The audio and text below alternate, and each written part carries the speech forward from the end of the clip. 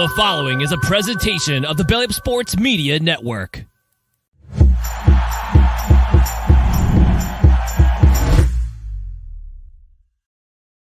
And welcome in, everybody, to another episode of the High Low Sports Podcast. We appreciate y'all joining us here on a Wednesday night, or if you're listening to us again the next day or in the future as well, too. We got a very action-packed show on one of the best weeks in sports. It is DJ joined, as always, by my co-host Kelsey. And Kelsey, we're switching things up a little bit as well, too. Two's a party, but three's company, too. And we got ourselves a special guest coming in today. Yeah, you know, it's finally we actually get to have him on the show at the same time as both of us for more than. Well, this is the third time. I don't even know anymore. He's the only Eagles fan we've allowed back on the show multiple times. So at this point in time, he gets some kind of credit for this, right? Exactly. Let's get something. He's Philadelphia fan, Steve Stifler. He is the king of the ales, Broad Street's finest, the fearless leader of the corner booth, our good friend Jared from the corner booth. Jared, we appreciate you joining us here to talk a little sports here. Ooh, DJ, that intro was pretty good, man. You're catching up to me. That was pretty good. You got more practice than I have, but I'm getting there. You see, usually I get told the devourer of brews. That's the usual one I get because I was on, I can't remember what podcast was on. I think it was Cruz's, a former member of Belly Up Sports, Cruz Oxenrider. I was on his podcast on his new network. And I think I ran through 5 or 6 beers in the 2 hours I was on that podcast. But they're all like Miller Lights and stuff. So I was not like sloshed by any stretch. But by the end of it, I had gone through my one F-bomb I was allowed because it's sponsored by Maker's Mark and apparently they're a family brand. But yeah, whiskey's a family brand. That one still bugs me. But I'm happy to be here. This is the first time I've actually not either been only on for a few minutes or not co-hosted for one of you that is missing. So this is my 4th time here. It's my first time for the full show. I'm actually kind of excited, guys. We're definitely excited to have you. Got a lot to talk about today. We got the Super Bowl, which if anyone can't tell who's not seeing this, we have somebody who has a vetting interest in this upcoming Super Bowl as well, too, which we'll talk a lot about that. And a lot going on the hardwood and maybe a rant, a ranking, or a ramble at the end of it as well, too. So we got a lot to talk about. Before we get into that, we're going to go into our first segment, also known as the tip-off. And LC, our tip-off is brought to you by our good friends over at RexMD. And we could spend a whole time explaining it to you, but, we'll go ahead and let the experts explain exactly what RexMD can do for you. Fellas, do you sometimes need a little help in the bedroom? Valentine's Day is just around the corner, and our sponsors at RexMD are here to help you make this the best night of your life. Erectile dysfunction is a common medical issue that over 30 million men in the U.S. tackle every day. We've all had those nights where we get too nervous and just need a little help. The doctors at RexMD will evaluate you online, no office visit needed, and ship medication directly to your door before the big day. With RexMD, they're here to help and provide you with real FDA-approved medications at the best price. Act now to take advantage of their Valentine's Day deal by heading to RexMD.com/bellyup.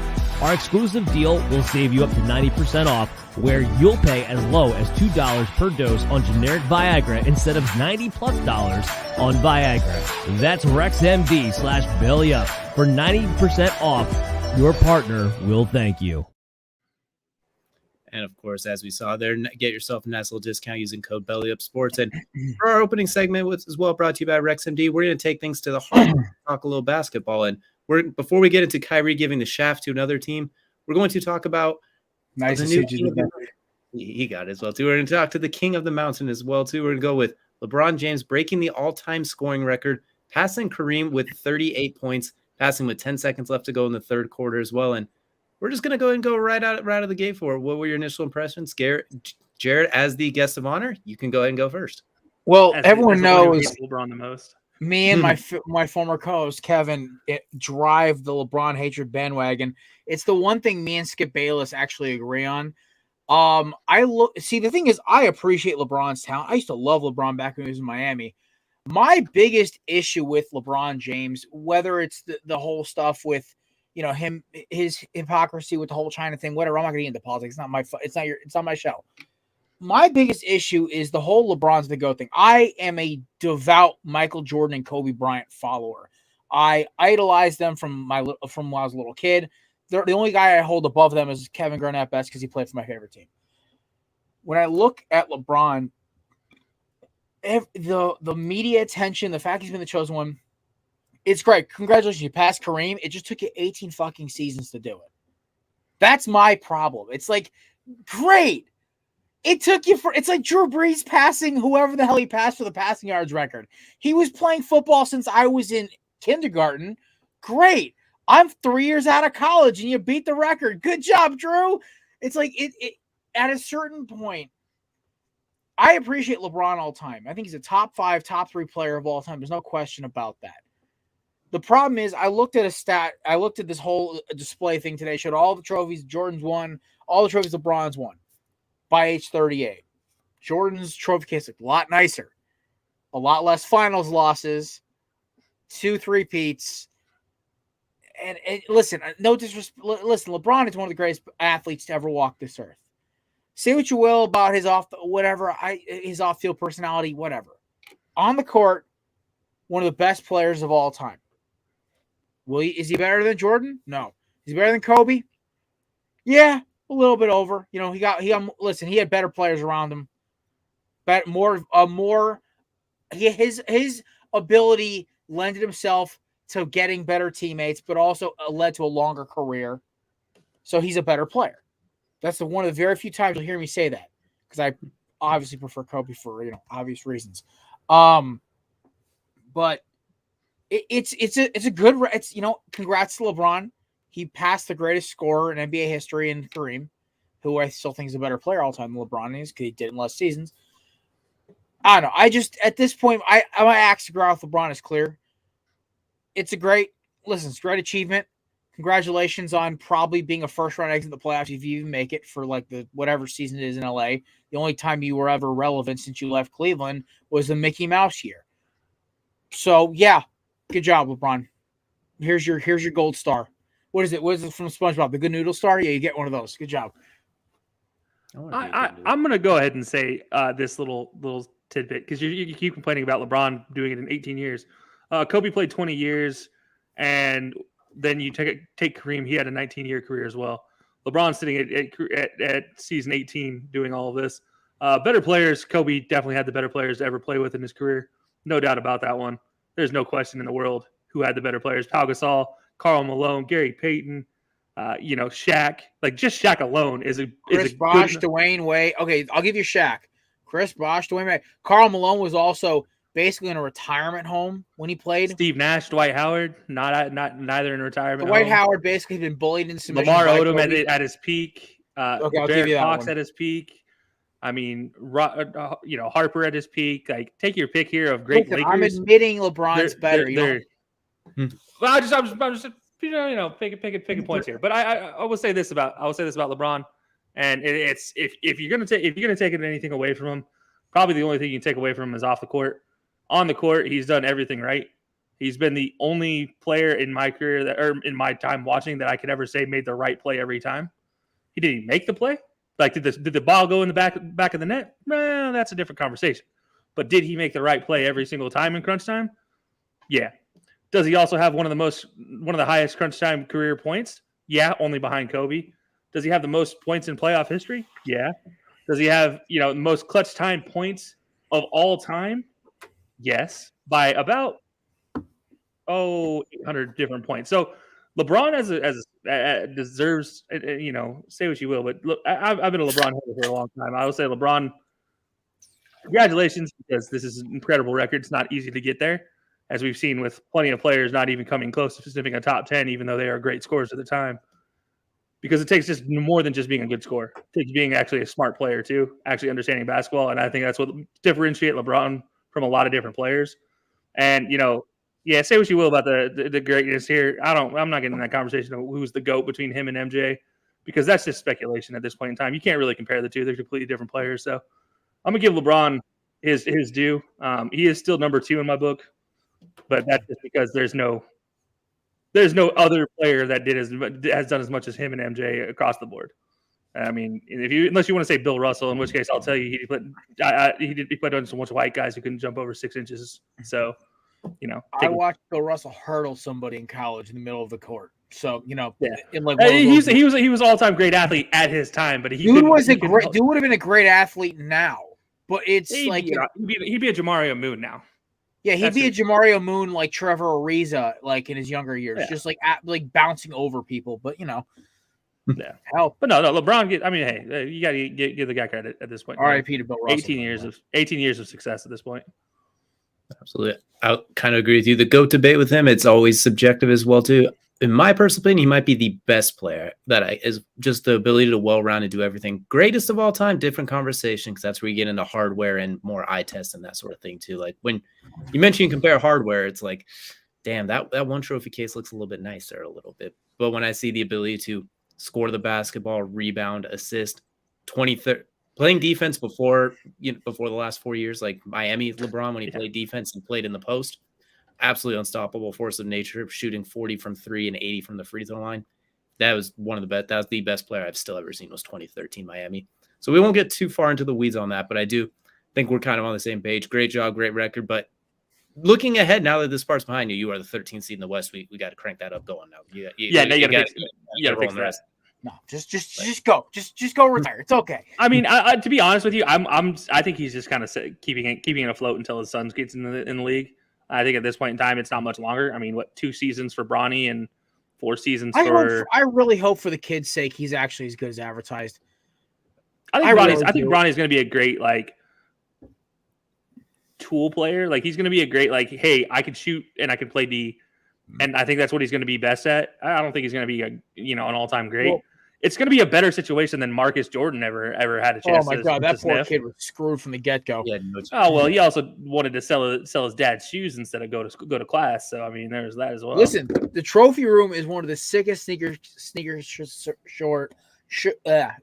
stores in the country. It's on my bucket list to go there as a sneakerhead, is to go visit. Oh, it's sick. Trophy room, yeah. It's one of the sickest places I've ever been. But I will say this, he goes to UCF and forces UCF to change their sponsor from Adidas to Jordan. So that tells you he wouldn't play for UCF until they change their sponsor from Adidas to Jordan. Adidas sucks, so it's okay. I'm not going to disagree, but hey, listen, I my favorite college is an Adidas school, and it grinds my gears because it's always been a Nike school. Fucking Donna Shalala sold us out. Anyway, it's a nice contract though. Hopefully it ends. You know what? Marcus Jordan has his own axis he's grinding these days as well too. But I'm not going to dig too far into that one. I'm going to leave that one be. But with LeBron, the only question is he's played for so many teams and been so great. Which one's going to erect a statue out in front? We'll have to wait and see. Speaking of erect, check out RexMD Telehealth for Men. Now we're going to get into the Kyrie Irving, as we mentioned earlier as well too. Kyrie Irving giving the shaft to the Nets and heading over to the Mavericks now in a trade earlier this week, joining Luka Doncic as well too. So we're going to see one of the best offensive backcourts, but one of the worst defensive backcourts probably in the league as he joins the Mavs as well too. Didn't give up a whole lot either. Spencer Dinwiddie, Dorian Finney-Smith, and some late second-round picks, it looks like, as well too. So, Kelsey, I want to roll this one right to you because as the resident Luka Doncic fan of the group as well too, what are your thoughts? Do you think this catapults the Mavs maybe to title contention, or do you think they're just going to be fun and high-flying but probably not going far? You mean the one that has been bitten so much by saying Luka's just not that great yet? And multiple times, and then he's just continued to just shit on me. Yeah, that's a great. I was gonna let that bygones be bygones, but 3 years. Yeah, unfortunately, yeah. So yeah, no, I will say this about Kyrie. I think if Kyrie could learn to play off ball, I think he'd be a fantastic. This is going to be a fantastic matchup with him and Luka. Does Kyrie know how to play off ball? Unless it's with LeBron? No. Did he even enjoy playing off ball with LeBron? No. So. Luka's going to be one of those things that's going to be very interesting to see what it comes down to between those two. I mean, I wouldn't be surprised to see 2 30-point scorers day in and day out in this team, and then everybody else get kind of pitching in 10 because that's really the quality of secondary player for most of the squad. I mean, you got Christian Wood, and then you have Tim Hardaway Jr. And at that point in time, how much are you really getting out of those two? Maybe a couple threes here and there. But don't worry, Luka's going to jack up 10 different threes from the stupidest step-back angles in the world and still hit 5 of them, and jump in and inch off the ground somehow. Yeah, Luka's going to be fine. I think Kyrie's going to be the big learning experience here. One of them's going to have to play defense. I mean, Luka's not a slump at defense. Kyrie also can be a not slump at defense. I haven't seen it in a while. It's been since early Boston. So we'll see if he can even pull it out of the bag anymore. But yeah, I mean, I think there's some learning experience here for the Mavs, but I think either this is going to be the best offensive team we've ever seen, and they're going to score 140 every night because they have to, or they're going to get kind of blown out of the water here because they can't play defense against anybody. So you're saying they're the Central Time Zone Nets, basically. You went from the Eastern Nets No, to the Nets. Central. The Nets are in a better situation since then. They just got rid of a piece to Sacramento for cash to open up a roster spot now. So they're going after somebody after all this, and it's going to help out KD after all We that. got So 3 weeks to the deadline. 3 weeks to the Yeah. deadline? So 2 weeks. Yeah. It was next week. Apparently, my team's is it- trading D'Angelo Russell now, so that just came out of nowhere. But okay. But yeah. So I mean, look, I look at. I think when you look at it, the Nets are kind of like, or the Mavs might turn into what the Grizzlies are right now. Just Oof, slowly that's falling almost off. like that's a perfect segue. I'll make this quick because honestly, basketball is like my fourth or fifth. NBA is like my fourth or fifth sport. But here's the thing: I try to keep up as much as possible. And my biggest thing about this trade was, can Kyrie play off ball? He's proven his entire career he can't do that. Even when he was playing with Braun, he definitely struggled to do it. He could do it. It's a matter of this point in his career if he's willing to let his ego aside to let Luka handle the ball and just become an absolutely deadly scorer off ball, which I think he can. It's just a matter if he wants to. So I don't know. I think the Mavs are going to be just another 5-6 seed, maybe knock a overrated 2 or 3 seed out. The West is so weird this year. So I don't know how to make any sense of it at this point. It's an absolute mess. Has a chance. Ironically, I'm gonna have the twist on it. I wonder if Luka could play off ball because he's never really played off ball since he entered the NBA. Oh, he could be like that, like almost like a, what is it? Who's the off ball? The Joe Harris off ball banging threes. We're not gonna throw any alley oops to Luka, that's for sure. You got to get at least 4 inches off the ground and be throwing alley oops to him. So we'll see how he can do with 6 inches off the ground occasionally. Not with his hurt ankle, he can't. Not when it's hurt like it is right now. Let's be honest, the guy kind of pretty much always has a hurt ankle, so it's like LeBron's hurt back. That's because he doesn't get all the way off the ground and he keeps rolling his ankle because he keeps landing on the side of it because he can't get all the way off the LeBron's ground. back's been hurt from carrying his ego for 18 years. That kind of tracks.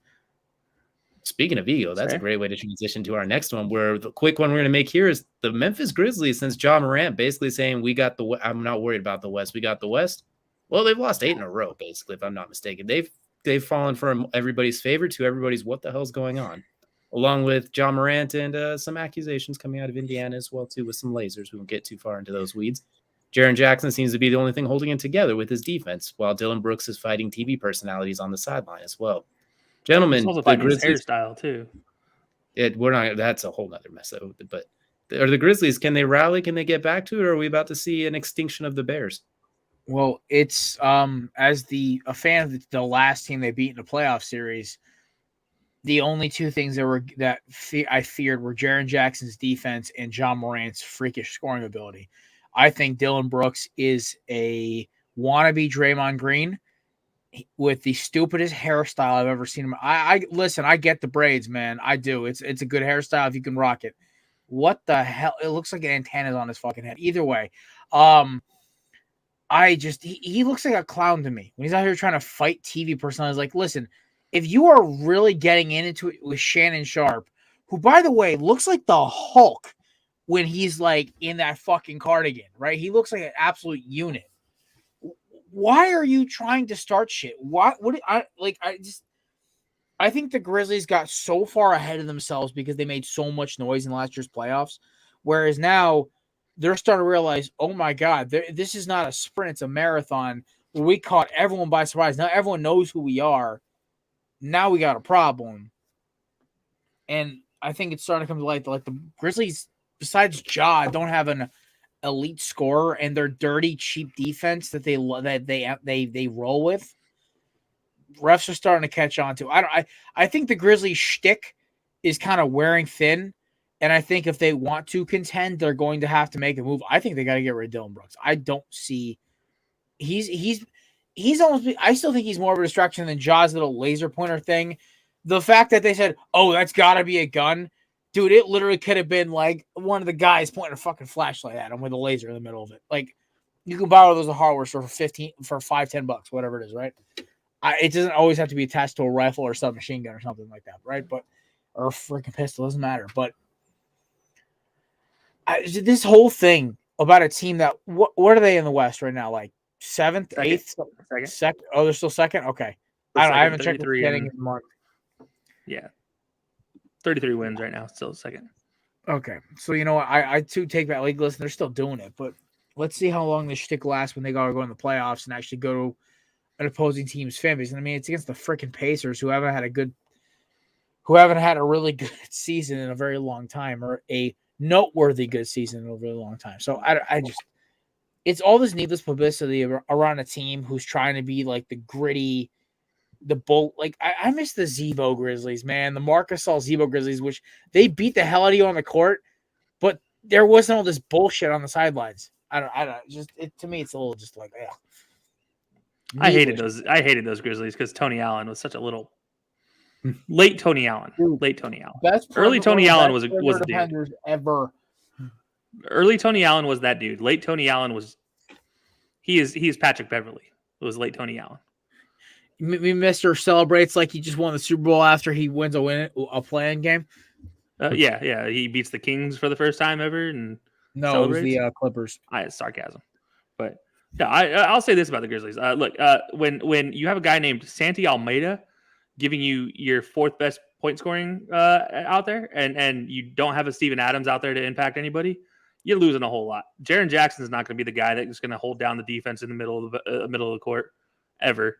He does the best. His best defense is coming in as a help defender. Desmond Bane, you got to give the guy credit. He's been really their most consistent scorer all season long, especially with John Morant in and out of the lineup. Desmond Bane's been giving you at least 20 a night for the most part. But Dylan Brooks, who was the number 2 option until this season, until really the playoffs last year, he has just absolutely not showed up, scoring 8-9 points a night. Like, if you look at betting odds for him to score over 10, it's plus 200 odds for him to score over 10 points in a night. And he won't give you assists. He won't give you rebounds. He won't give you any of that. And so you're just like, what good are you doing this team? Even Draymond can give you rebounds and assists, but like Dylan Brooks is kind of the detriment here. Steven Adams obviously being not healthy is definitely hurtful. And by the way, the trade deadline is tomorrow. So if they can't figure out a deal by tomorrow for a big, they're probably out of luck as far as getting something going. In the meantime, they did just win a game last night against the Bulls, but we'll have to wait and see how that turns out. They're still 2-8 in the last 10, so it's still going to be a struggle to say the least. But yeah, John Morant coming in and out of the lineup, Desmond Bane, if they can just keep scoring, it'll be fine. Just somebody needs to get out there to help Jaren Jackson, whether it's Xavier Tillman or somebody else. Somebody needs to help Jaren Jackson defensively. By the way, somebody's on the move here. I think that's what you're going with, Jared. Breaking news, actually. 3-team trade just got announced. The Lakers will receive D'Angelo Russell, Malik Beasley, and Jared Vanderbilt, all 3 Timberwolves formerly. 2 currently were on the Jazz. The Eagles. Oh, Jesus Christ. I'm thinking about Super Bowl too much. My Timberwolves will receive Mike Conley. Interesting. Nikhil Alexander-Walker and a second-round pick. And the Utah Jazz will receive Russell Westbrook, Toscano Anderson, Damian Jones, and a first-round pick. Interesting. All right. And Russell Westbrook's Russ goes to Utah. Anybody else is laughing at this irony after his run-ins at Utah? Yes. But I will say this about Utah fans. The Utah fans are great to their own players. They are terrible to incoming fans. I would have loved to gotten Russell in Minnesota. I know we're at best we're gonna be an 8 or 7 seed again this year, but it's like shit, man. Russell Westbrook with Anthony Edwards from the perimeter would be fun as hell. But he might happen because I don't think the Jazz are going to keep him. There's rumors that if he did get traded, they were going to buy him out. So maybe he does just end up walking free and he can join too. You never know. But yeah, we already have one. I don't think the Jazz need Colin Sexton and Russell Westbrook on the same team. Yeah, I know we don't need 2 aging point guards. We already have Mike Conley. I mean, I always loved Mike Conley, so like this is kind of cool. It's kind of like, when my Diamondbacks are like Adam Jones at the end of his career, I was like, I always loved this guy. It's kind of cool he gets to play for my team for 1 year. It's just not quite what you were hoping for, though. Listen, anything is better than the ghost of Jeff Teague after Jimmy Butler left, okay? R.I.P. That's fair. All right. By the way, I miss Jimmy Butler on my Wolves so much. He was like... You mean Jimmy Butler, who walked into practice and said, "I'll take the backups," and wipe the floor with Cat, Andrew Wiggins, and everybody else? Understands that Cat and Wiggins were soft as melted cheese. They're still soft as melted cheese. Oh, Cat is still soft. Why do you think I'm an Anthony Edwards guy? Because that dude's a Anthony dog. Edwards- Here's the problem with Anthony Edwards, though. There's a giant Rudy Gobert standing in the way. I know. They're working on it. They're still winning games somehow. They got They're working on it in 8th They got their ass kicked last night, but like honestly, I've watched 5 Timberwolves games this year that I've been able to get a hold of. And from the ones I watched in November, the one I watch now, the ball movement is better. Gobert and Edwards are working better together. It's not perfect, but it's better than it was in November. It's improving. I knew this was going to be an experiment when they got Gobert. Now, if Karl Anthony Towns is back in mental health and his marriage to whatever that the Kylie Jenner adjacent that he dates fixes itself, we might actually have a decent ball club. Yeah, I think Jay Young was Jordan Woods, whatever. I mean, the dude's too concerned about his freaking pro. I stopped following him on Instagram because he's too busy about posting his pregame outfits than he's about actually getting back on the court to play. It's okay. It's Anthony Edwards' team anyway now, dude. You lost. To be fair, they're still 9th in the West. So that don't mean shit. We'll be back. We'll be back in the top. Play-in tournament. Let's go. Hey, listen, we're still in it. It's all good. You got to watch out for that Russell Westbrook Jazz team to come and take. Russell Westbrook who goes full Andre Iguodala. Oh my God, fucking NBA basketball. We still have football for 5 more days, guys. Let's talk about it. I hope we get a Kings and a Timberwolves matchup so we can just live stream you both. That's all I want. That's all I forgot. Kelsey likes all these Central California teams for like half his sports. Yeah, that could. Yeah, pretty much. But all right, that'll do it for courtside. Now we're going to head into the main event. The main event, of course, brought to you by our good friends over at Manscaped. Use code HILOSPORTS to get yourself 20% off at checkout. In case you haven't recently read the latest episode of the Manscaped Times, shave yourself. A rival prompts pubedemonium. So at any time, take care of your hair. Go ahead and stop by Manscaped. Use code HILOSPORTS. Get yourself something. Keep yourself nice and tidy. They got everything from beard trimmers, downstairs trimmers, ear trimmers, deodorant, shampoo, body wash, everything you could need to make sure you take care of your hair and look your absolute best for that special someone in your life. I know, Kelsey, you say you are a big fan of the crop duster as well, too, to make sure no extra smells seeps out when you're around other people. Crop preserver. This new beard trimmer, I can't wait till it comes in. I'm actually ecstatic for that shit. Freaking 20 settings. Are you kidding me? For a man with a lot of facial hair that gets about as thick as thorn bushes, like, dude, I'm telling you right now, I'm ecstatic for that. I can't wait for it either. Let me tell you. Yeah, there you go. Kels, there's a nice little. You could rock like a decent goatee, I think. It doesn't connect. It's awful. No, I'm talking like it's patchy. It's Tony Stark goatee. Gets. Little chin music and a mustache. Tony Stark goatee. I feel like you could rock that. Nope. Well, I mean, listen, I'm not trimming my beard down till about April. Literally, I'm just gonna keep the sides trim with the sides of my head. I won't let my beard just go straight down because it's the post NFL March Madness beard that I grow every year. I could do the Travis Kelce. That's probably what I could do. That's what I did for I couldn't make it look that good. Yeah, to be fair, not very many people can match Travis Kelce, but you can always do your best by using some of the equipment at Manscaped as well too. So use code HILOSPORTS and get yourself as groomed as you possibly can be. And well, for the main event today, you can see we have ourselves a designated Eagles fan, so we're gonna be talking quite a bit of Super Bowl here. And Kelsey's gonna. Last time we did this for the NBA Finals, we had a little head-to-head action too to see who was gonna walk away with the advantage. This time, Kelsey has to be the judge, jury, and executioner, and because Kansas City podcasts were very hard to get a hold of, they decided to ghost a lot, -1, who couldn't make it on time frame. So Kansas City Chiefs fans, thanks a lot for that. We appreciate you tuning in and showing out for us. So I will be representing the Chiefs today as Kelsey will be the judge, and Jared and I will go head-to-head to see who has the advantage going into this Super Sunday. So Kelsey, the floor is yours, my sir.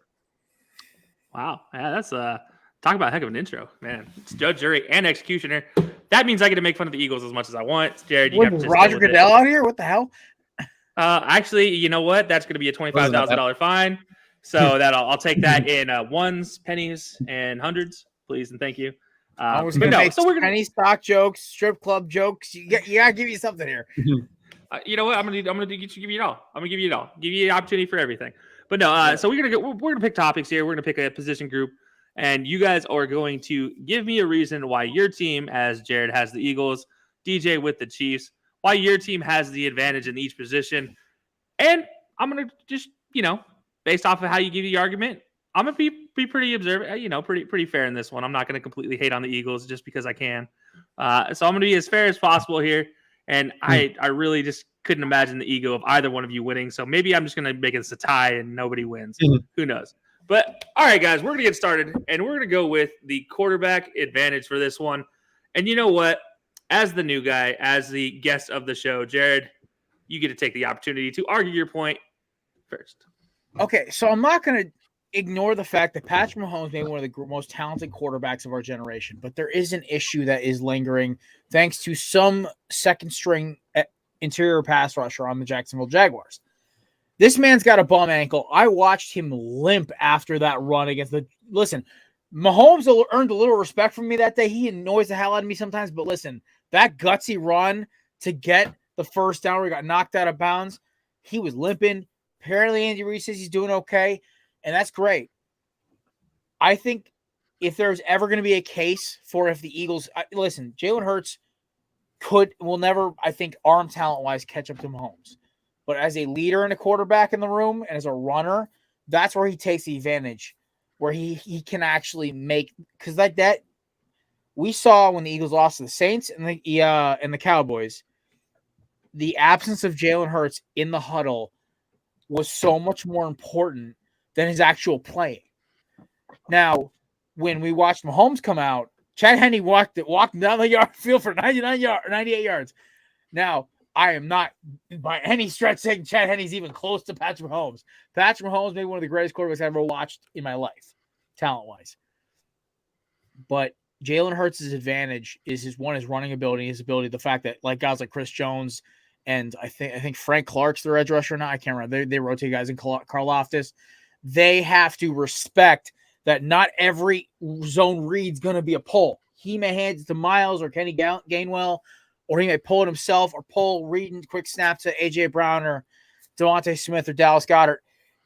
It's Hurts' versatility that makes him dangerous. Yes, Patrick Mahomes has a freaking howitzer on his shoulder and can improvise, but the improvising is going to be a little scary because of that ankle. And, you know, the Eagles do have a decent position group on the other side of that offense, on that defensive line. So if there was a advantage for Hurts, it is his mobility and his leadership and his, I guess, camaraderie with his team.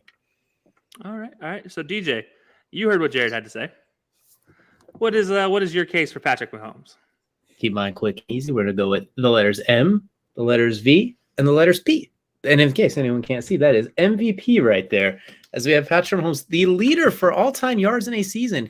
He was close to Drew Brees' passing record, but added a nice little rushing bit to it as well, too. The clear led the league in touchdown passes.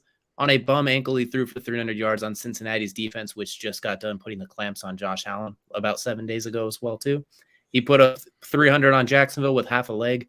He's still sensational. He hasn't been exceptional in Super Bowls. I think that's going to add another. He's still going to be able to have that chip on the shoulder going into this game, as he hasn't had an exceptional Super Bowl game. So I think that's a little added motivation going into it as well. And in his first Super Bowl against the Niners, that was a pretty good pass rush too, and he diced them up in the second half. So in this case, Jalen Hurts is awesome. No one's going to take anything away from him. The only thing I hate is that all the ladies think he's attractive, and I'm tired of hearing people swoon over him. But Patrick Mahomes in this one, the best. He's a handsome gentleman. It's unfair. It's not, especially considering you see him in Alabama, you're like, all right, pretty handsome guy. Then you see him go to Oklahoma and then the NFL. It's like, why? You don't need to be that handsome. But Patrick Mahomes in this one, straight best quarterback in the game, continues to prove it. I think he still has a chip on his shoulder going into this game to have that statement Super Bowl. And he's playing at the highest level he's played his career right now. And that's even with the bum ankle, which he looked pretty good last week on a bum ankle. So now you're giving me 2 weeks now. And Jalen Hurts, he's a little banged up still too as well too. Not nearly as bad, but he's not quite 100%. He's about 95%. So give me Patrick Mahomes, the MVP. All right. And I just want to add, that shoulder injury for Jalen Hurts, he is still saying he is not 100% as well. Both quarterbacks not 100%, but I mean, for both of them at 80%, I'm going to take them over anybody else. I do want to say that as a quarterback by itself, I got to give the edge to Mahomes. As DJ mentioned, it is there. But Jared, you did make some great points for Jalen's, dynamic hybrid ability. But I think, that's going to be kind of more of a down. Yeah, we'll have to see how his shoulder is on that one. So for right now, I'm going to go DJ, gets the edge here with the quarterback advantage. But I imagine there's a few categories in here, as you even alluded to, Jared, that the Eagles might just walk away with on this one. So okay, so we're gonna. I will say one thing: 2 best quarterbacks in the league this year playing each other in the Super Bowl. That's kind of cool, right? Yeah. We haven't had we don't get that a lot. The 2 best quarterbacks in this league this year are playing each other, at least performance-wise. It's insane. It's insane. I mean, really, it is actually probably one of the best leading up to Super Bowls we've had as far as the championship matchups and the Super Bowl weight matchups is themselves. killing me. Okay, everyone. I have everybody and their mother who knows me asking, "Hey, how are you feeling? Are you ready for the game?" Even the cashier at my liquor store who knows I'm an Eagles fan literally goes, "How you feeling?" Like, I don't want to fucking talk. I just want this game to happen already.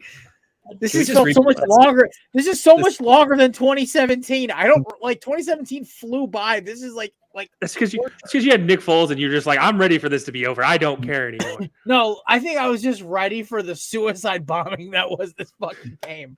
I was not ready for this. We got to backtrack real quick before we go on to the next topic. The cashier at my liquor store who knows me by name knows that I'm an Eagles fan. That is the best sense. They know you. Next door to my gym and the food store I go to, I love it. Also, it's my best friend worked at the liquor store for like years, so they know me there because of him. So I like my version of it better than your regular. I like my version, but either way, that's just. If I lived in a place for longer than 3 years consecutively, I'd probably have a liquor store that knew me by name as well. So I've lived in this town for 25 years. Okay, I need to get the hell out of here. All right, ladies and gentlemen, we're gonna move on. We're gonna head into the other side of the backfield here. We're gonna go to the running back advantage here. And Jared, I know you just lost that one, so I'm not gonna make you go first here. DJ, you have a chance to defend this Chiefs. I don't know. Can we call them running backs? What are we gonna call these Chiefs backfield players here? Short, fast boys. We're going to call them playmakers. That's what we're going to call them. We got Jared McKinnon with 9 receiving touchdowns since he started playing as well, too. And continue every time they get in the red zone, all eyes go on him. It's kind of shocking to say when you have Travis Kelce on the field, but all eyes have locked in on him. Clyde Edwards-Helaire, who will be actually healthy for this game as well, too. We know what he can provide. Granted in short bursts, but when he does go out there, he does make a name as well, too, both as a receiver and a runner. Ronald Jones, everybody's favorite running back in Madden, because he has the ability to hit a home run with a 98-yard run, not at some point last year against Carolina as well, too. They got a stable of playmaking running backs as well, too. They're not your traditional hammer at home. You don't got prime Zeke. You don't got Todd Gurley. You don't got Jonathan Taylor, nothing like that back there. But they all play a very unique role in an offense that's centered around the quarterback tight end combo, and they find a way to get open. And anytime the Chiefs have had to run the ball, do you ever remember them not being able to really run the ball? Like, more often than not, they find a way to get it done. They're not giving you $150 a game. It's not last year's Colts or anything like that, or not like what the Eagles tend to do as a collective unit. They don't rush for 150. But when they need to run the ball, they find a way to get it done with it, whoever they plug and play back there. I didn't even mention Isaiah Pacheco because I couldn't remember his last name for a second. Who's been an absolute stud as a 7th round pick and is arguably the leading power back of the team as well, too. So underrated running back group for the Chiefs, and I think is part of the reason they're here, in addition to Patrick Mahomes being that guy. So I like the Chiefs running backs. I think they are very underrated, especially as playmakers. If you don't think of them as Ohio State Ezekiel Elliott, just think of them as playmakers out of the backfield. Okay. All right. So you're going with the playmaker route here for your running backs. Now, Jared, I imagine you might have something to say about some playmakers in the backfield here for your running back advantage. Go ahead and give us why the Eagles have the running back this is advantage. no disrespect to Rojo, because I loved him when he was a home run hitter in Tampa, and in that 1 year he was decent. And his time over at USC. I completely forgot he was on the Chiefs. Because like the Chiefs running backs, after they do something good in the postseason, they tend to just disappear. Edwards-Helaire, Damian Williams, Darrell Williams, some other running back named Williams. It doesn't matter. The Eagles have a running back in Miles Sanders who's not only playing for a contract, but playing to prove that he was the better Penn State running back. Then you also have this skinny dude out of Memphis named Kenny Gainwell, who somehow is related to Fletcher Cox, one of the scariest human beings on the Eagles roster. And yeah, the dude ran for 114 yards on that vaunted Giants defense. Oh. And also, they ran for a collective like $140 on the best defense in football last week. I mean, listen, Boston Scott can also just murk you too. They're a bunch of misfit running backs, but they just, I think, are motivated by a singular hatred of whoever tries to tackle them.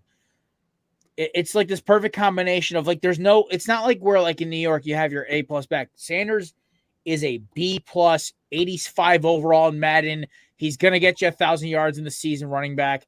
Gainwell and Boston Scott are perfect change of pace guys who can still butcher you by themselves in a one-game scenario.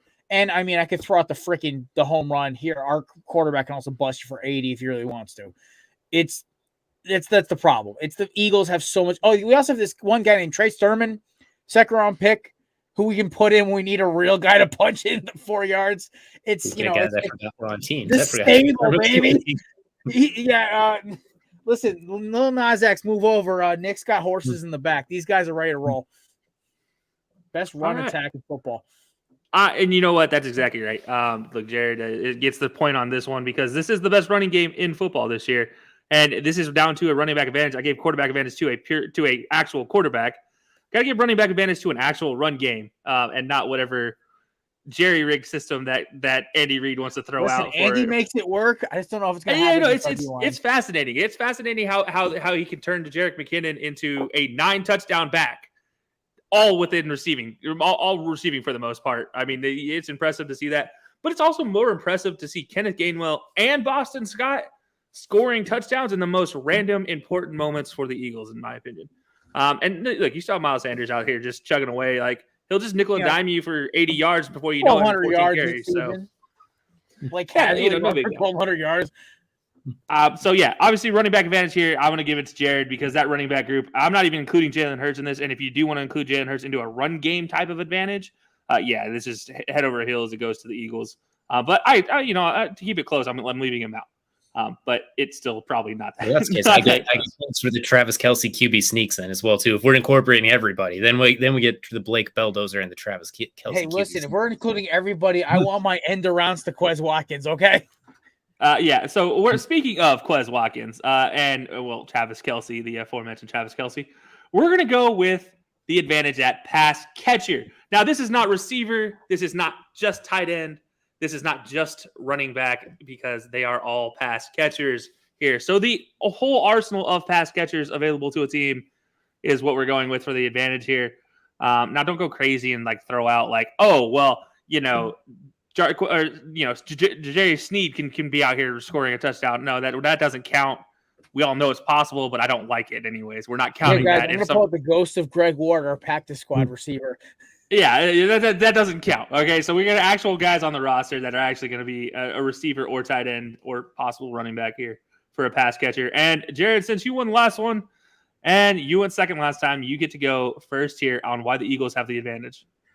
All right, so listen, all respect to Travis Kelce. He may be the greatest tight end of all time. But who's the best receiver on this damn field? It's A.J. Brown. Who's the second best? Devontae Smith. I separate tight ends because of their ability to line up inside the tackles. Dallas Goedert is a top 5-6 tight end in the league too. So it's not like if you're looking at this from a spreadsheet perspective, who has the advantage? The line between Travis Kelce and Dallas Goedert is closer than Marquez Valdez-Scantling or Juju and A.J. Brown. Also, we do have Quez Watkins, who's Marquez Valdez-Scantling, but is a lot more aggressive at the ball at the point of the he just doesn't need to get the ball because the Eagles throw the ball 5 times a damn game because usually up by 30 already. The advantage is Philadelphia because of their variety. You have Zach Pascal, who basically I'd say he's Draymond Green mixed with Russell Westbrook mixed with Patrick Beverly as a wide receiver. This man wants to take corners' heads off and just catches touchdowns out of nowhere. Then you have Quez Watkins, who may be the third fastest guy in football, according to some metrics. I don't know, whatever. Then you have, Devontae Smith, who's a surgeon who runs a 4.4, a route surgeon who runs a 4.4. And you have that guy, A.J. Brown, top 5 receiver, just as an absolute nightmare one-on-one, jump ball specialist, can light guys up for 3 or 4 touchdowns a game, 100-something, broke the Eagles passing record 1 year. Oh, yeah, and that Dallas Goedert guy, elite run blocker, but also is, great tight end. And then we also have 3 other tight ends who somehow, even when he was gone, still caught passes. Now, listen, it doesn't matter because if this was separated, the tight ends and receivers, Travis Kelce would just blow away Dallas Goedert because he's maybe the greatest tight end of all time. But the Eagles' advantage at receiver Because listen, Mahomes is a great quarterback, but let's bring up Mahomes is bringing these boys play up. It's not these guys bringing Mahomes' play up.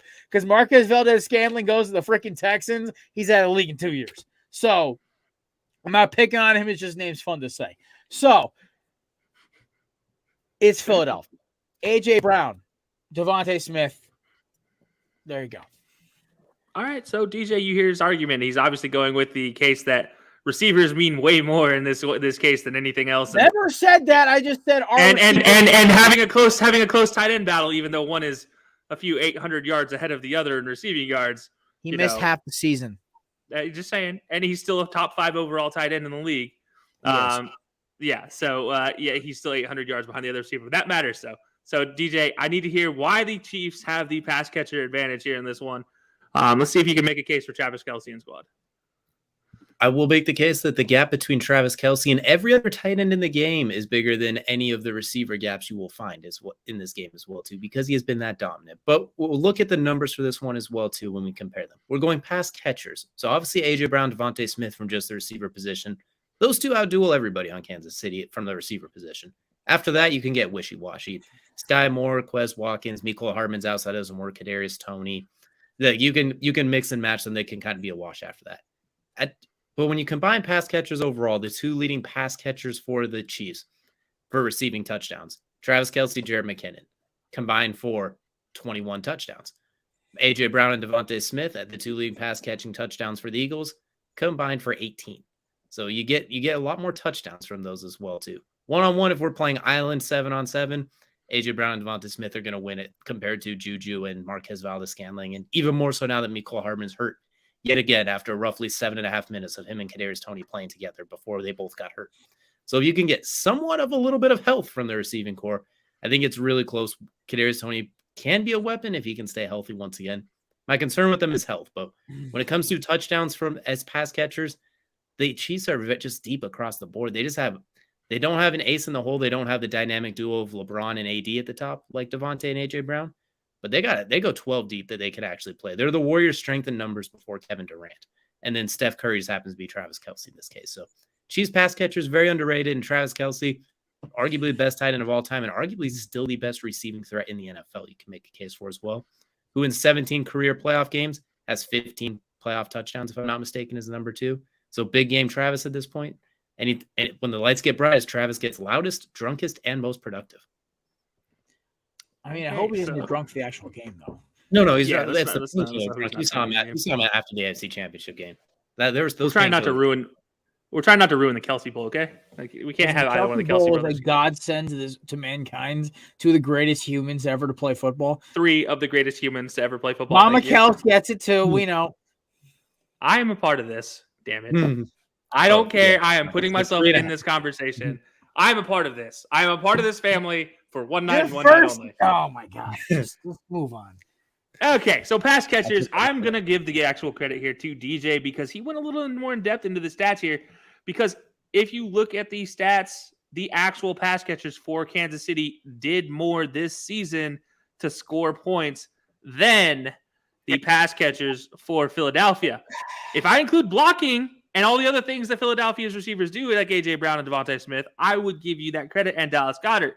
But the rule is pass catchers. And you're fair, but it is pass catchers, not blocking tight ends and receivers. I know.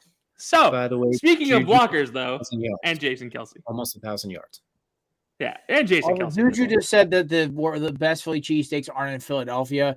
I think Marcus Epps might put his head through a steak before the end of the game. And that's just fine. He might not make it to in this game, but we're talking going into the game, so he's still counts. Ask Treylon Burks how the center of his ribs are doing. I don't want to ask Treylon Burks because you know what? You need to get hold on. Just pause this for a second. You need to get a hold of Samir because that man owes me $5 on Treylon Burks right now. Okay, I don't talk to that man anymore, so we can let that one roll. You can hit him up the way you want. Fair enough. So exactly what I would like to do with Samir. That child anymore. We're going to watch these offensive lines handle business on Sunday and do a whole lot to the other side, hopefully, for both teams' sake. So, guys, offensive line advantage. DJ, Kansas City Chiefs, why they got the advantage in offensive line? This is a tough one because individual player by player, the Eagles clearly win. Jason Kelsey. We just talked about the Kelsey Bowl. Kelsey clearly the top of the line. Lane Johnson, like they're position for position, you would probably give that to the Eagles. But as a cohesive unit, Patrick Mahomes doesn't really get touched unless he's trying to freelance a little bit too much. Their blocking schemes, the amount of times they go empty and they move him around. There's the way they block offensive line wise, I think is very underrated once again as well. And as we mentioned, they always find a way to run the ball when they need to because there's giant holes to run through. Orlando Brown is an absolute mammoth of a human on the left side in a similar fashion to Jordan Mailata. Joe Thuney has really got it going as well, too. Creed Humphrey might be a top 3 center in football, as much as people don't like him for obvious reasons. He is still that dude as well. I can already see you shaking your head because as soon as I said Creed Humphrey, you're like, well, DJ loses this match for bringing up his name. But either way, Kansas City. I really forgot what he did. I'm really sorry. Kelsey is just not a big fan. He just not a big fan. But granted, I think as a blocking overall cohesion, they have a very different their blocking scheme is greater than the sum of their parts, and the parts are pretty good on top of it as well, too. So Kansas City takes a very, very slight offensive line advantage here, especially if Landon Dickerson isn't able to suit up for the Eagles, or if he is banged up and not playing. I figured he played. Not even on the practice report. Oh, that's good. So he bounced back pretty quickly, so that's good for them. He's Alabama bred, baby. Those dudes are built differently. Just look at your co-host. Well, I just won that one, so we'll just wrap this one up. Well, so you said Creed Humphrey, so yeah, I'm already. You're walking on thin ice, DJ. You're walking on thin ice right now. Jared's doing a little bit better right now. Barely. All right, let me warm up with this one here. Okay. But, all right, Jared, go ahead and just please close this one off, so I don't have to give Creed Humphrey anything. First team ever in the history of like the recording of these of this website. I know as much people shit on Pro Football Focus for a lot of their rankings. Their offensive line rankings are actually pretty decent. First team ever to have all 5 starters on their offensive line ranked in the top 10 at their positions. Yeah, Kelsey may be one of the greatest centers ever to walk the earth. Lane Johnson hasn't allowed a sack since the pandemic. And Jordan Mailata may throw Frank Clark into the dark dimension. I'm not sure. He's like, this man literally bullied Nick Bosa, and it was the funniest thing I've ever seen in my life, especially because I think Nick Bosa is kind of a spoiled tool.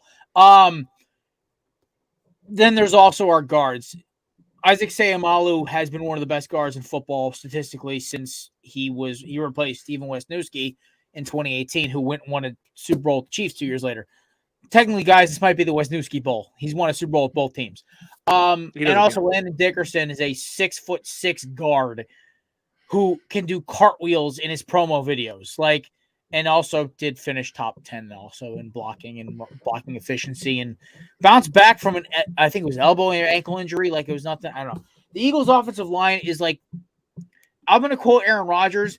If the Eagles offensive line starts getting after and getting the boys moving downhill, yeah, could be a long day for that. Like the key to this game is blocking Chris Jones. If they do that this game, that's it. That's ball game. On that defensive side of the ball, at least.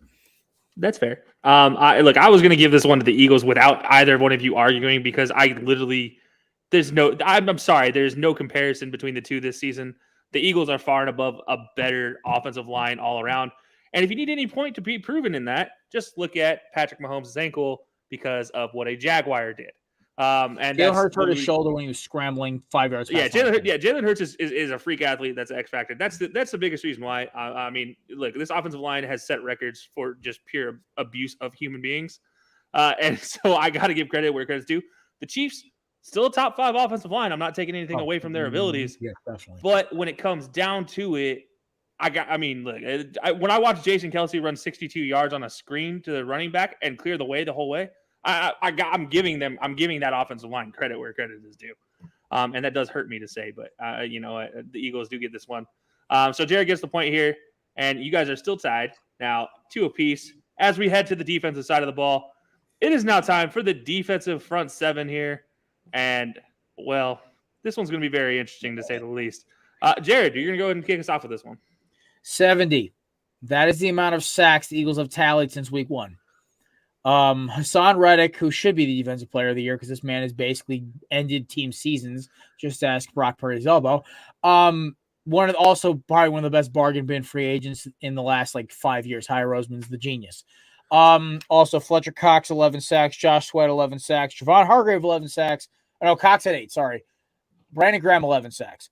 I think Milton Thomas had 3, Jordan Davis had 1, Ndamukong Suh has 1. Like Robert Quinn is there, Linville Joseph a sack too. Like I could just do names and be that guy, but the fact of the matter is 70 sacks, and I think when the defensive line's fully healthy, I think they have their run defense, their numbers against the run de-peaked and went back down. That 3-game stretch they were missing Jordan Davis was unfortunate, but then they held Derrick Henry to 22 fucking yards in a run-based offense. And listen, all due respect to Andy Reid and the boys, there's a difference between the Jags pass rush and Philly's pass rush and Cincinnati's pass rush, okay? Listen, all due respect to Sam Hubbard and the gloveless wonder Trey Hendrickson and Josh Allen, number 41 Josh Allen, and Trayvon Walker and whoever that other guy, number 49 is, who rushes for them. I can't remember the guy's name off the top of my head. Harden Key. Exactly. Hassan Reddick and Josh Sweat are game breakers. They both are back-to-back Pro Bowlers. They both have back-to-back 9+ sack seasons, and that's just their 2 edge guys. You have Cox, Javon Hargrave, one of the best pass rushing D tackles in the league, alongside his opposing counterpart Chris Jones and of Aaron Donald. Fletcher Cox, who may be at the tail end of his career but can still stop a double team like anybody's business. Sue, Linval Joseph, who are both just plugs in the middle of the hole. And there's only one man on this earth who makes Trent Williams quiver in his boots, and that's Ndamukong Suh. Just watch the tape. He didn't want that smoke. And that big, lovable ball of fun that is a horrifying human being, that's Jordan Davis. He's just huge and strong and athletic. The Eagles made the Avengers of defensive linemen, and there's no like brand name superstars. They're just all guys who are great at what they do. And Howie just said, hey, you see that guy catching the snap? Kill him. All right. Well, hey, the Avengers of the defensive line, DJ. That's what you have to go against here to make the case for Kansas City and Chris Jones and, well, what Chris Jones brings to the party. So, DJ, what does Chris Jones bring to the party? Thanos. So. Well, as long as he's not running a 40-yard dash, we're all good here. But I'll mention the number 62. That's the number of sacks Kansas City has had since week 1 as well, too. A little bit behind, but not too far off as well when you mention the name value as well, too. It's Chris Jones and the boys. George Karlaftis, young rookies really come into his own, and they don't have their edge rushers aren't quite on the same level, but I think overall they get after as well, too. When it comes to playoff defensive line coaching, does anyone beat Steve Spagnuolo? What he did to the Patriots twice with the New York Giants as well. What they did with it, what they've done with the Chiefs as well. In these playoff runs they've had, we have Frank Clark, 2.5 sacks. They had 5 on Joe Burrow in their last playoff game. Chris Jones now with 2 sacks as well. Derek Natty with 1. You also got Willie Gay Jr., Carlos Dunlap, who is still playing at 1,000 years old and 6'9" self, who just existing gets in the way of passing lanes just by standing directly up in the air. Nick Bolton, Kalen Saunders. They have a very deep squad as well, too. And as you mentioned, the Jaguars pass rush there's the Eagles that pass rush is different compared to Jacksonville's. It's different compared to the Bengals. I'll also say Trevor Lawrence is different to go against than Daniel Jones, and Joe Burrow is much different than Brock Purdy with one arm. So they have a higher level of difficulty in what they've gone against as well too. Second, Joe Burrow and Trevor Lawrence that many times is a lot harder than going against Josh Johnson and Daniel Jones as well. Sure. Yeah, I know. They hurt Brock Purdy. I'm just saying, listen, there's the celebration of our sack leader, the gladiator thing. Listen, all due respect to Patrick Mahomes, let's watch that offensive line try to block Hassan Reddick and Josh Sweat. Those boys are hungry. Because realize it's not like the one other thing I think this is actually my X factor. I'll talk about that in a minute. We'll get to that in about 5 minutes or so. But I got a nice X factor for this one. Okay. So DJ, is that going to round it out for you? I'm going to give you the last chance to have the final word. Chris Jones. Okay. I'm gonna go to Jared and I'm gonna say this. -1 point for bringing up the Brock Purdy injury, +1 point for the Hassan Reddick not being a defensive player of the year, should be defensive player of the year conversation, and 100%. +1 for the Howie Roseman trash find because really that's where Hassan Reddick was sitting in a trash can somewhere at least according to 31 other teams who all got that three wrong. year, $31 million deal for like a premier edge rusher. You guys are idiots. Yeah, exactly. So I got to give the credit to the Eagles. Purely, like 70 sacks is insane, but on top of that, pressures, and then really if you just look at their points against, it is better than the Chiefs this season. That in front of it in itself is going to give the defensive front seven the nom here, but it is close because that Chiefs defense, in 2 years, I do think that Chiefs defense will be neck and neck with this current Eagles team, mostly because you look at Brandon Graham and that squad potentially not being there anymore. We technically we're supposed to do front seven, which I think we kind of did anyway because like Hassan Reddick technically counts as a linebacker on paper. He's an outside, he's an edge rusher. So yeah. I was just gonna say I'll also add TJ Edwards is like a tackling machine. I mean, like Nick Bolton, I think is a better middle linebacker than TJ Edwards is, but I think the linebackers are pretty split. Yeah, to me, the linebackers, look, your starting linebackers in a dime for both. I'm just gonna say they're come out in a dime. Starting linebackers. Credit goes to the Chiefs, but there's only 2 of them. You look at the front 5. Really, is what I'm going to say for the Eagles. That front 5 is better than any front 5 that the Chiefs can throw out there on the board, and that's really where I give the edge to is that 5-2 kind of ratio. But it is close. Chris Jones does make it a lot closer than it probably should be, and that's just and George Karlaftis. Look, I got to give credit where credit is due. Still think he's a fantastic position piece. But Jared gets this one. He takes the lead here. He's going up 3-2, and we're heading into another potential possibility here for the Eagles, the secondary advantage. So, guys, you know what? Jared, you started it. No, you did not start the last one. So you get to start this one, and you get to take over the secondary advantage. And give me why the Eagles take over the secondary advantage. So Chauncey Gardner-Johnson got hurt while I was in the stands in the Eagles-Packers game for basically trying to tackle that human gazelle hybrid named Christian Watson. By the way, live, I've watched maybe 6 football games live in my life. I've never seen a faster human being live in my life. Like that man runs like a gazelle. Chauncey Gardner-Johnson at that point had 6 interceptions, led the league, still tied for the league lead when the season ended. Yeah, had a great season, and the fact that the Pro Bowl voters didn't even give him a sniff was just horrifying. Marcus Epps, one of the most efficient safeties in the league. I'd say he's more of an energy guy because the dude just decks human. He just takes dudes out. He's a hit stick. I think him and Gardner-Johnson, the best safety combo the Eagles have had since Dawkins and say Quentin Michael. Back when I'd say that would be a good combo, the 2 of them. Maybe Sean Constantine. It's all about the corners. Listen, Gardner-Johnson and like Justin Reed and Gardner-Johnson are pretty comparable when it comes to their seasons they've had this year. But it comes down to the guys on the outside. Is all respect due to L'Jarius Sneed and McDuffie. Those dudes are ballers. But there's a reason when you ask who the best cornerbacks in the league are, you talk about Bradbury, you talk about Slay. The fact that the Giants let Bradbury walk and he just went straight down the belt. He went straight down 95 to Philadelphia. He said, "Hey, heard you guys need a second corner." And like, yeah, cool. Efficiency wise, the numbers aren't great because, well, the Eagles led the league in sacks. The ball doesn't get out much. One guy who I think is a little underrated in this is 2 guys. Is their third safety, because they like to put Gardner-Johnson in the box. That's Reed Blankenship, who picked off Aaron Rodgers too. Has a lot of clutch pass deflections in big moments. The dude's just a missile for the ball. And then also our most underrated member of our secondary, which is Avonte Maddox. Now, this man, when he was in the Eagles lineup this year, I think they're 9-0, 10-0, whatever. He is in a top tier nickel corner. Great in coverage, good ball skills, and just can stick with guys with the speed.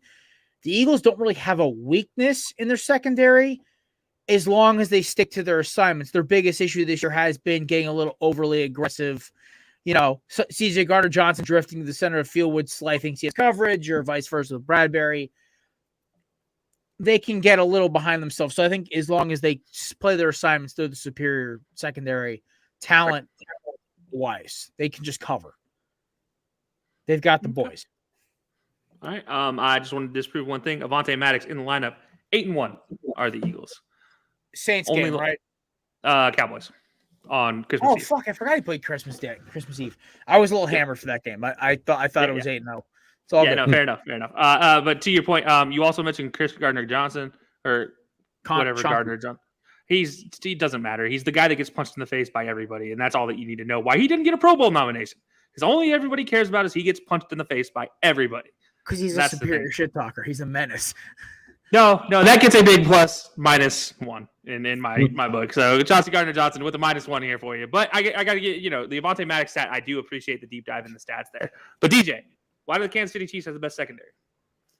We could count for the regular season. It's going to lean towards the Eagles because you had 3 starters in your secondary that were rookies. And none of them were first-round Sauce Gardner, Derek Stingley, Woolen. This was a long learning season for the Chiefs secondary. So it had a lot of ups and downs. Once you got to playoff mode, that last week and then the playoffs, they've been absolutely locked down as well. Looking at the playoff stats alone, the Eagles have 1 interception in the playoffs. The Chiefs secondary has 3. Pass deflections, the Eagles have 6.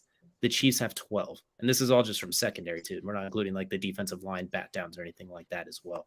Julian Watson, guarding T. Higgins, guarding Christian Kirk, guarding Jamar Chase. The level of difficulty has been a lot higher as well. Going against those passing offenses, they have held it down, have not given up a lot of passing yards, not a lot of big plays as well.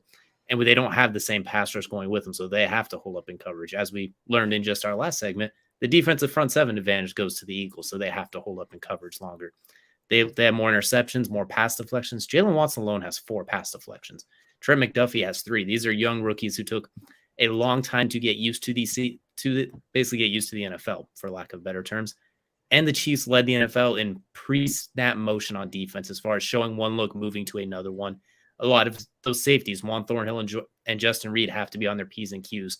When you're starting 4 yards offline, you're both rotating to a cover 2 shell, then you're rolling to a cover 3. All before the snap goes. When you're Trent McDuffie in the slot, starting outside leverage, faking a blitz, ending up in the flat. They move a lot. There's a long learning curve when it comes to Steve Spagnuolo's defense with how they like to disguise things. If we go for the entire season, you lean towards the Eagles because they've been from point A to point B. Darius Slade, James Bradbury have been locked down. But in playoff time, the last month or so, the Chiefs have cranked it up to another level in the secondary, and they've showed it with the level of competition, how they've held up as well. -1 screw it, Jamar Chase play out there somewhere. They really haven't given up a whole lot to either the Bengals or the Jaguars offenses.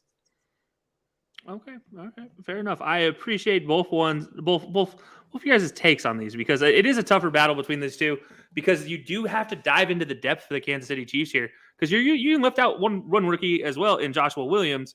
By the way, had a pick against the Bengals here, as well as 7 tackles in the game. Also has 7 pass defense on the season, so he has been involved as well.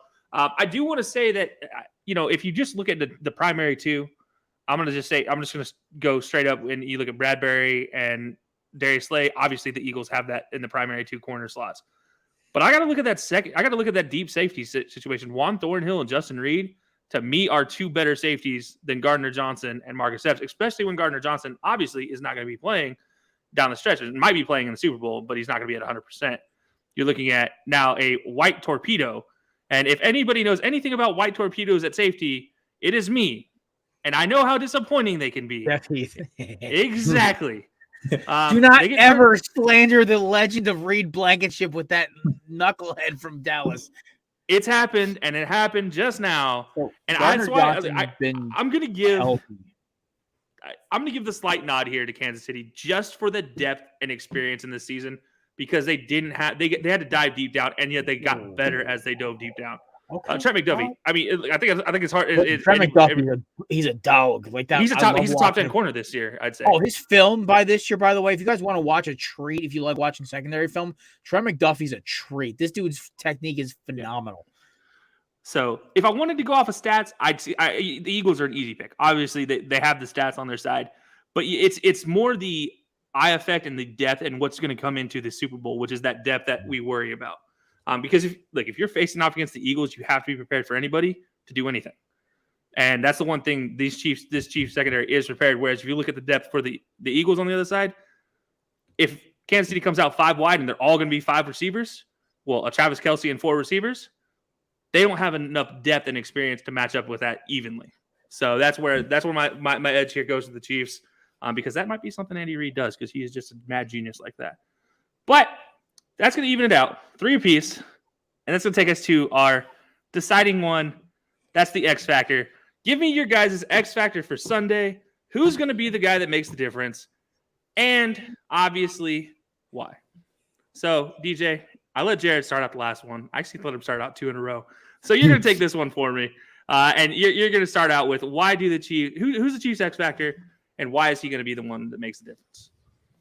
State Farm's new favorite commercial entry, Andy Reid, is going to be the X factor in this one. Nobody knows the Eagles outside it quite like Andy Reid does as well. Love me, too. Big Red. Everyone loves Big Red, the man, the myth, the legend. He's coming in with a chance to put himself in rarefied air to have we talked about he's one of the greatest coaches of all time before getting a Super Bowl. He got that Super Bowl, and it was the proverbial get that monkey off my back moment. Now you get a chance to get 2 when you throw yourself into rarefied air conversation against your old team as well, too. The one that a lot of people said you couldn't win the big one because of what was happening there, which was blasphemous. They were fantastic. Those Eagles teams were fantastic, but I digress. And we talk about 2 weeks, the mad genius himself to get to prepare. The only thing that we saw what they did against San Francisco, pulling out things like WASP, everything. When you give Andy Reid this much time, it's like how they joke about when you give Saban too much time for the national championship game. That's just not fair. You can't give him that much time to prepare. Andy Reid's getting a lot of time to prepare and a lot of time to scheme things up. We're going to see one ring around the rosy twirly bird, something goofy out of the huddle thing that's going to work and make absolutely no sense. Somehow Patrick Mahomes is going to catch a touchdown and Travis Kelce is going to throw it to him underhand. Something ridiculous is going to happen, or a 47-yard hook and ladder again that Big Red's going to drop. So Andy Reid, I feel like could be the real X factor in this one. As much as everyone hates Nick Sirianni, he is a great coach, but he's not. Big Red's a whole different animal right here as well too. So give me Andy Reid. And he's sick and tired of people making cheeseburger comments to him this week. The amount of people during the media days are saying like, "What'd you do for a cheeseburger and shit?" He's like, "You know what? I'm going to win this one, and I'm not going to have a cheeseburger. I'm going to have a steak." So give me Andy Reid on this one coming out to prove a point. I still think he gets a cheeseburger. It's weird, right? So somebody asked me, when we went to the playoffs this year, I was kind of nervous for the Eagles-Giants game. I was nervous as hell for the Eagles. Thanks, Kevin. Your Seahawks were a really great challenge to any team they played as they got their head kicked in. Yeah, don't come at me like that. Come correct. So I will say this about the Eagles, right? They played a Giants team who was supposed to go 4 wins, and they had a great season. They played the best defense in the NFL, reigning for the past 3 years in the Niners, and they kicked their teeth in. Jordan Mailata made Nick Bosa look like a little boy. Fred Warner was frozen with that read option, but that doesn't matter. This isn't about what's on the tape to me. It's about the what the Eagles team represents. So a lot of these guys, I was telling this to Mason and Matt, shout out to my boys at the podcast. These 2 guys in my rock, they're the reason I actually was able to keep this pod going. A lot of these guys aren't Super Bowl champions. There's 5 guys in the Eagles roster who won a Super Bowl. I think it's Elliott, Kelce, Johnson. I think one of their backup. I think Rick Lovato, their center, their long snapper, and that's it. I think that's it. I think that. Who was Boston Scott there? I thought he was on the team. No, Boston Scott was 2019. A little running back they had though. That they had Sproles and Barner back in the day. That's what I was thinking of. So anyway, you also have a lot of guys like Darius Slay. This is going to probably be his last shot at getting a Super Bowl. Realistically, Bradbury, same thing. These guys are in their early 30s. Unless they go get another contract, Bradbury will probably not be on the Eagles next year. Slay has 1 more year with us. He may retire after that. Honestly, dude's had a Hall of Fame level career or close to it. He's been one of the best corners in the league for his entire career. Hassan Reddick is on his 3rd team in 3 years. Fletcher Cox might retire. So might Jason Kelce. A lot of these guys know that if they want one, this is it. And there is a hunger in this room, and it's getting driven by one dude under center who is passed up for a concussion dummy. No offense to Tua. And passed All up. offense to Tua. A little. Oh, no, listen, I love Tua, man. I do. And at the time, it was the right move. Jalen Hurts had to develop. So shout out to Lincoln Riley for that. Then he was basically put behind a pretty boy prima donna Ginger from North Dakota who had the mental stability of a 5-year-old. Gets in and is told basically he's not a quarterback the entire year. The disrespect Hurts has been getting in the media this week is hysterical. Can we just acknowledge the fact this man is the engine that drives his offense? This offense was atrocious and missed so many opportunities to beat not only Kelsey's Dallas Cowboys, who were playing at full go, and the New Orleans Saints, who are basically a bottom feeder franchise at this point. The Eagles, this means everything. They celebrated for a little bit after the Niners win because it was great. They just kicked the shit out of a team who they were supposed to lose to. Right? And, oh yeah, Kevin goes, the Eagles haven't been challenged.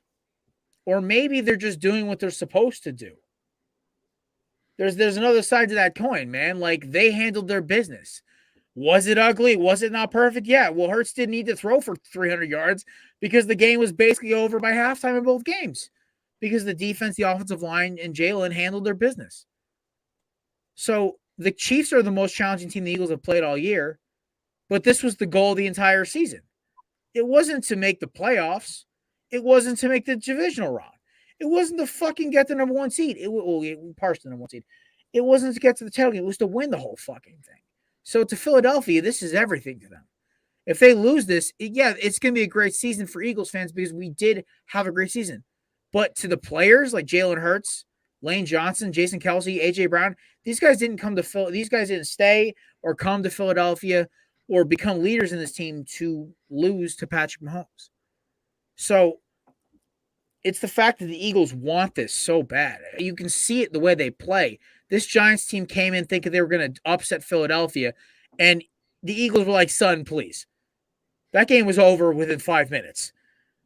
And then this Niners team, Brock Purdy all you want, man. He probably would have had an okay game for half a quarter. But that edge rush was going to keep getting to him. And that Eagles offensive line was on a mission to mercilessly beat down that Niners defense. I don't care who the hell plays for them. Devontae Smith catch or not, they probably would have scored on the next possession anyway. So say what you want about Philadelphia not playing anybody this year. It's the lamest fucking argument on the planet. They just get the schedule they got, and they did what they did. It's like if a team it's Kelsey. It's like your Auburn Tigers in 2011. They didn't play anybody tough all year. 2010, but yeah, 2010. Then they kicked the piss out of the best offense in possibly the history of college football in the 2010, 2011 Chip Kelly Oregon Ducks. I'm not comparing the two. I'm just saying dominant defensive line, mobile quarterback, who's an award nominee. Okay. I will say this. Don't underestimate that team's camaraderie. Like, as an Eagles fan, I've seen a lot of teams. I've seen a lot of different combinations of players, and following these guys as long as I have, the camaraderie and the way this team's attitude and the way they all move, this team's got that, like, we want this mentality. This isn't like 2017 where, like, we're the underdogs. 2018, I knew they were going to fucking lose. I was, like, just counting the days. 2019, it was a miracle we freaking made it. Clowney did us a favor by basically trying to assassinate Carson Wentz. And 20 was like an effigy for that team's hopes. But I don't know, man. There's something in the air in that locker room. And there, Nick Sirianni's the coach to manage to quote Julian Love, manage that. Okay. All right. Hey, I still think Julian Love was saying the right things here. I just want to go out on a limb and say that he's just saying the right thing because you know what? This is why the X Factor at the conversation, this is why I'm glad you guys went the way you went, because at the end of the day, the coach isn't the X Factor I want to see. I don't want to see a coaching X Factor because you know what happens if there's a coaching X Factor? They get in the way. That's what happens with a coaching X Factor. And you know who the number one notorious coach is for getting in the way of a good team? Kyle Shanahan. Well, Andy. Yes. Andy Reid, number one. Kyle Shanahan is in game the number one at it. But over planning has always been Andy Reid's issue. And I think at the end of the day, you mentioned Jalen Hurts and the desire for him to win. Jalen Hurts is the ultimate consummate winner. And I think there's no question about that. If you watched him play his entire career, you know that. Jason Kelsey is a guy that just knows how to just grind it out. And whether win or loss, he knows how to grind it out. Those two combined have been the best battery I think I've seen in the NFL in quite some time from a center quarterback combination. And they work together perfectly. They're both hardworking and driven. And I think there is something to be said about that. So I'm going to go X Factor here. I'm going to give it to Jared because I do think the X Factor here is down to this close-knit group in Philadelphia. I just don't trust Andy Reid there's too much on the line, and they're like in a normal Super Bowl. If this was against any other team than the Eagles, I give you credit for the Andy Reid conversation. Andy Reid, now he has a point to prove against somebody. I'm worried it's going to revert back to old Andy Reid in Philadelphia here. So that's going to give Jared the win here. He wins 4-3, but it's a close one. It's personal preference for me. I wanted to bring up. What was the way the Buccaneers beat Patrick Mahomes in 2020? Just two offensive tackles down a reshuffled offensive line. Yeah. Getting after the pass. What did the Bucs do so well that game? They walked by turnstiles. They rushed the hell out of him. So did Patrick Mahomes looked like he was in Disney World. That's what he made him look like. So yeah, no. When he gets the Niners, he's pretty good defensively too, and he's still third. Either way, what? You know what? Hey! I have ruled. The judge, jury, executioner has ruled. I'm giving it to the Eagles for this one. Yeah, there's my gavel. In case there's any question about where your loyalties lie, your Bengals fandom has just become official now. Yeah, I think it's official, but it was a close one. It's a closer one than it probably should be. You know, listen, I am terrified of the Chiefs. Like, I am seriously terrified of them. But I think it's going to be one of the best games we watch. My boys. That's what it comes down to. That's fair. Hey, you got to have some belief somewhere. But guys, that'll take us over to Crunch Time, which, by the way, is presented by Outlier. If you guys haven't checked out outlier.bet, you go ahead and do so. Go ahead and actually get started on your 7-day trial to bet smarter, not harder, over at outlier.bet /high-low sports. Link is in our bio. Link is in the link on Twitter. You know where to find it. Go get started on that. That way you can win some money. And DJ and I have won quite a few bucks here recently using Outlier. So cannot complain. Gotta say it's been pretty nice here. So we're gonna go straight to it. Jared, it's crunch time, which means you get a sound off on whatever you want. And since you're the winner, you get your own sound off. You were gonna get your own sound off anyways because you got to tell people where to find you. But now you get to really sound off on something. What's been grinding your gears here? Give us your sound off, Jared. It is crunch time. Take it away. Let them know. You know, it's I don't know if it's been weird this year, man. The NFL playoffs, a lot of these teams. What is it with the Bengals and Niners? I don't get it. So I kind of get the Bengals a little bit because, the refs kind of hosed them on some calls. But to be honest, that last Burrow interception kind of hosed you guys more than those calls did. When it comes to the 49ers, man, Debo was on McAfee today, and then you got Ayuk's comments. I'm like, guys, you got your ass kicked. Own it. Move on. There's a quote from Michael Jordan's trainer, Tim Grover. It's easier to eat the bullet and move on than it is to spread the shit around. I know I totally butchered the paraphrasing there, but you get the point. I liked it a little better. Yeah, if you own what you did wrong and you go. Debo was talking shit to the Eagles walking out. Dude had, 3 catches for 33 yards? Bro, he disappeared faster than DB Cooper. What I don't understand is what is it with the playoffs? And I remember when my teams have been eliminated. So, last time my Eagles were in the playoffs, it was Seattle, right? 2019. Or last year with the Bucs, right? You didn't hear anything from us or some of these other losing teams. I didn't hear anything from the Jaguars after they lost to the Chiefs, man. They took it on the chin. They knew they had a great season. The Bills, they were embarrassed, but they took it on the chin. The Giants, man. I mean, except for Julian Love, you didn't really much hear out of the Giants, or even the Cowboys when they lost to the Niners. They just owned it. They blew it. Kelsey, I gotta give credit to your Cowboys, man. They were upward professionals about that game. So I don't know what the hell crawled up the Niners' ass, or even so if you're somewhat the Bengals. Yeah, you guys were 1 win away. Congratulations. Both of you still would have gotten the Bengals. Let's be honest, y'all should have lost by more. If Mahomes is healthy, y'all would have gotten run off the damn field. And the Niners, you would have put up another touchdown. Congratulations. That Eagles team was going to kill anybody they played that day. It didn't matter who lined up. You could have had Jimmy G, Trey Lance, or the ghost of Joe Montana. Still wouldn't have meant shit. Kyle Shanahan was going to talk his way out of calling the right plays. Who the hell puts Christian McCaffrey in and watch him throw the ball the opposite field? Then puts Brock Purdy back in with a bum elbow. It's just, guys, like the Super Bowl. I don't know. Maybe it's the fact that I was so excited to hear about the prospect of my team in the Super Bowl, and yet all I had to fucking hear for 3 fucking days was about how the NFL might be rigged, and the Niners, Brock Purdy's injury. It's like, can we just talk about how amazing this matchup is between the two best quarterbacks in the league? Joe Burrow, I think, I can throw into the top 3, and Josh Allen as well, and Justin Herbert for talent, yeah. But and Aaron Rodgers for somewhat, whatever, it doesn't matter. But the two leading vote getters for MVP are in this game. Awesome. There's no giant catastrophic injury leading into the game. Clyde Edwards-Helaire disappeared by last season anyway, so that doesn't count. But, and Mekhi Hardman's injured all the time, so that doesn't really matter. It's not like it's Madden where it actually shows up. So can we talk about the fact that we have Nick Sirianni, who's the one of these new up-and-coming coaches?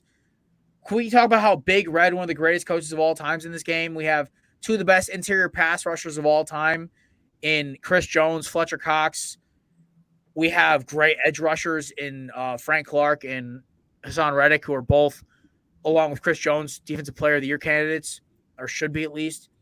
Great secondary guys, Justin Reed, Darius Slay, James Bradbury, Trent McDuffie, the greatest tight end of all time, Travis Kelce, and one of the greatest receiving duos we saw this year in Brown and Smith, who both caught 1,000 yards. By the way, boys, I called that when you guys were on my show, by the way. Yep, you did. But listen, I was just happy it happened. Can we just acknowledge it's going to be a fucking awesome game, hopefully? And stop bitching about shit that won't happen? Kevin, yes, they are. Because I honestly am starting to hate them more than the Cowboys. That's saying something. Because they're just 32 and 6 combined record for it. 32 and 6. There's another show. I love them. They're all my friends, but they make a joke out of not talking about the fact that both their teams got railroaded in the championship, and it gets a little irritating. I don't know, because as sports guys, we're supposed to talk about what happens. Kelsey, did you want to talk about the Niners game after y'all team lost? Yes. No. Yeah, well, I wanted to talk about it. I was so excited to talk about how bad the Cowboys are and how bad Dak is. Your Cowboys should have won the damn game. They had 5 opportunities to kill that. Proves all of my points about Dak and Zeke needing to go, and that's just the fact is, he's got to cut down almost $5 million a year to stay on the roster is hilarious. But but that was my point, guys. Can we just enjoy this fucking game? I got a text from him. He's like, I'm not even gonna watch the game. I'm like, why? Did your team miss the playoffs? And he goes, and I'm like, this guy's a fan of a very perennial powerhouse college football team. So yeah, I haven't really watched the playoffs this year. I'm like, dude, football's great. Like, this has been amazing playoffs. There's only been 3 shit games. Ironically, my team was part of 2 of them. So you don't even have to tell me who it was. I already know it was Kev. I wasn't even going to run his name out there because I didn't want to. I'm going to run it out there. It's a Bammer, and he's a Patriots fan. And well, I mean, listen, his Patriots got Bob back, Bill O'Brien, so Mac might actually have a good record next year. Well, no, now Alabama has a chance to have a good record. That's what it is. Well, guys, before we get into a wild tangent, now it's been a pleasure to have everyone on here. Jared, go and let everyone know where they can find you as well too. After this little nice 30 minutes of bonus content, we got to tell everyone where they can. You can find me at the Corner Booth Pod on basically anything: Twitter, Instagram, Facebook. Our live show for the Super Bowl is tomorrow. These two handsome gentlemen will be joining us for the majority of the show. One, they're our 2 favorite guests to have on. You'll also can find it with my co-host, the mini Chris Collinsworth, Mr. Mason Rutch, and of course my right-hand man, the TikTok sensation Matt Dazzo, the Italian Viking himself. And also the most passionate Jets fan you're ever going to meet, besides maybe Jabberjaw over at Scoreboard X. Shout out. Listen, Jabberjaw is a little more vocal. I will say this, man. I have a great group of guys over at the show. You can also follow me at Belly Up Jared on Twitter and Corner Booth Jared on everything else. Twitter's a pain in the dick about changing your name. So, I can't wait to have you boys on the show tomorrow. Go Birds. And, this line is going to shift 4 more times before kickoff, so just don't bet until the last minute, unless you really like a line. I've learned my lessons about betting until the last betting early. I'm not going to do it. Oh, I mean, like I have like games that I bet on things like weeks ago, but like it's like now it's like the only bet that I bet so far in advance and almost helped me out was last year with North Carolina's future bet that I took after they lost to Virginia Tech in the first rounds, and I bet it drunk off my ass on a show. And I was literally staring on the barrel of $2,500 going to my bank account if Armando Bacot's ankle didn't give out. So betting's fun, man. It makes the game interesting. Just don't bet anytime touchdowns. Just don't bet. No, anytime touchdowns are a fool's bet. I bet one, and it's usually only a guy I know who's going to catch at least one. I bet on AJ Brown. No, you can't say that about the Eagles because it's going to go to Devontae Smith or Dallas Goedert, and you're going to bet AJ Brown every time. That's what happened to me the last 3 weeks in a row. See, the thing is, same game parlays are a fool's errand, man. You bet on things that are easy. So last same game parlay that almost hit for me was Hassan Reddick 2 sacks, a lost fumble, AJ Brown, Devontae, and 2 Miles Sanders touchdowns. And you know what I missed out on was a Daniel Jones interception, or I would have won 2 G's. You know how you could have won that money? Outlier.bet, ladies and gentlemen. We shout out to our great team, our great partner over there at Outlier.bet. They help us bet smarter, not harder, so we can win some of this money we're talking about this year, instead of like previous years, just being sad as it all goes away. But guys, that'll do it for us today. As always, we appreciate you tuning in. And until next time, enjoy your Super Bowl Sunday, and we will see you guys next week.